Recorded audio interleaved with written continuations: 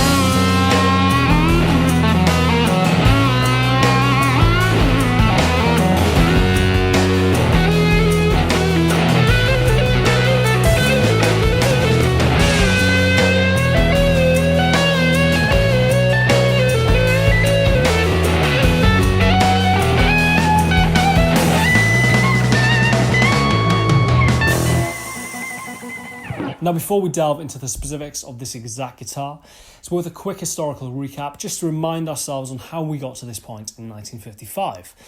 Now, 1952 saw the introduction of the Gibson Les Paul. And to mark this momentous occasion, it was Gibson's first ever foray into the world of solid body guitars.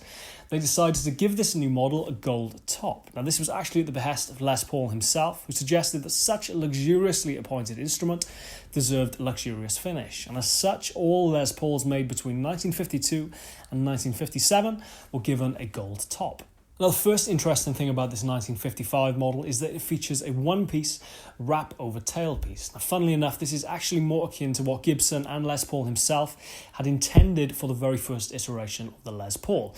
Les Pauls produced in 1952 and 1953 had a trapeze tailpiece that, despite the initial intention being to wrap the strings over the tailpiece, due to a miscalculation with the angle of the neck, the only way of making those Les Pauls playable, even vaguely playable with a playable action, was to wrap the strings under the tailpiece, and as such, dampening or palm muting the strings is near enough impossible, and to be honest, they are a little bit of a nightmare to play.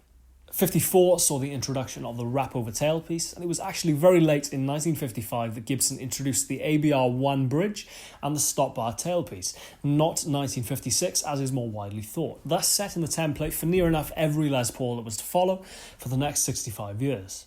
So technically speaking, I guess today's guitar is in fact a gold top, but as I said earlier, it is indeed all gold, by which I mean the back of the guitar as well as the back of the neck are painted gold as well. Now, as you can imagine, such examples are incredibly scarce and as such do fetch a premium. This particular guitar is for sale at Vintage Guitars in Rennes in northern France for €35,000. Now, funnily enough, when Gibson introduced the Les Paul in 1952, the initial run were painted all gold, but this didn't last very long, and I'd kind of assumed that by 1955 any all gold models were down to custom orders. But having spoken to a few different Les Paul aficionados, it was actually Charlie Daughtry from the Les Paul forum who suggested that these may in fact be more of a practical decision than they were aesthetic, and may have been done to hide any inconsistencies or flaws in the mahogany on the back of the guitar or the back of the neck, which, to be honest, seems very, very likely. So why is this particular guitar amongst the best I've ever played? Well, first and foremost, it's gold with a wrap-over tailpiece. I jest, but if you have seen my custom Yamaha Revstar, gold with P90s and a wrap-over tailpiece, you'll probably see where I got the idea. Secondly, and slightly more seriously, The pickups are miraculously good. Now, I'm going to do an episode of Friday Fretworks of specifically about P90s in the coming weeks because I think they are such a criminally underrated pickup. And despite the fact that it is the PAF from 57 onwards that's kind of gone down in Gibson folklore history, I would say that there is nothing better than a well-wound P90. They do absolutely everything, and this particular guitar with this particular set of pickups sounds miraculously good. Now, it's also worth mentioning that the middle position on this guitar, the two pickups together, are actually out of phase. Now, obviously, there's a couple of different ways of making guitars pickups out of phase, but it's interesting to see that the original solder joints on this guitar are untouched. It's also worth mentioning that out of the 5 1950s P90s equipped Les Pauls I've played, 3 of which have actually been out of phase. Now, as you can hear in this next clip with Bernie Marsden's 1952 Les Paul, it is an incredibly distinctive sound.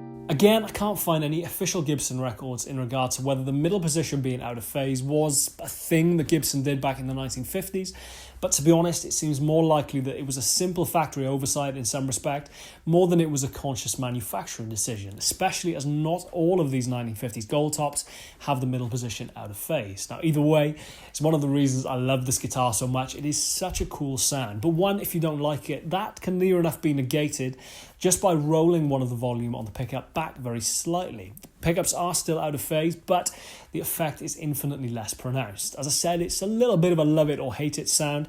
In isolation, it is very nasal, very hollow sounding, I guess. But as I said, you can negate that to a certain extent. But even with both pickups up full, in the context of a full band mix, as you saw at the start of this video when I'm on the middle position, it is a glorious sound.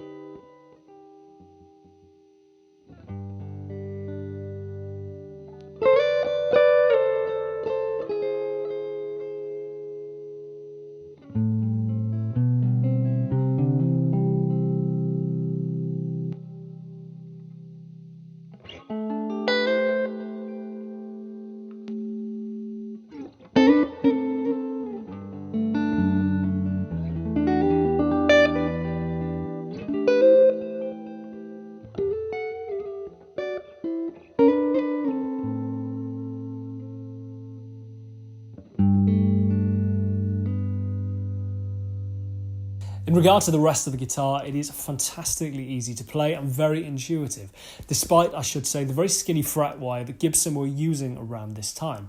Yes, it's not as easy under finger as more modern, slightly bigger fret wire that we're probably more accustomed to seeing and playing on Les Pauls, but it is very playable, very easy to bend on, and there's actually a lot of life left in these frets, despite the fact that they weren't very big to start off with. The neck profile feels fantastic in your hand. It's very typical of a Gibson from this period. The tuning's very stable. The intonation is bang on all over the neck, considering you don't really have much control over it in that respect. And the checking on the finish is everything that you want to see on a 1950s Goldtop. The only thing missing really is that slight element of verdigris you see creeping in on some Goldtops that have been kept in high humidity due to the fact there were bronze particles within the paint finish. So obviously this guitar has got that to look forward to at some point in its future, I would imagine. I didn't actually get a chance to weigh it, but I would say just from feeling it, it felt somewhere in the late £8. So not the lightest Les Paul I've ever played, but again, not a heavy one by any stretch of the imagination. Again, something that seems very typical of Les Pauls of this era. The guitar also comes with its original lift-on case, which is in miraculously good condition. So whoever used it obviously looked after it. In short, pretty much everything you would want from a great Les Paul. Honestly, of all the guitars I've been very fortunate to spend any great amount of time with, this is definitely one I struggle with putting back at the end of the day. €35,000 is a lot of money, but you are getting a lot of guitar for your money, and considering the money the bursts go for these days, I would say this guitar would rival any burst any day of the week. Really was spectacular. Again, thank you to Benoit for letting me crash your shop and do some filming. Thank you guys for watching. You're watching Friday Fretworks. Please subscribe if you haven't already, and I shall see you next week for another episode of Friday Fretworks. Cheers guys, take care, I'll see you soon.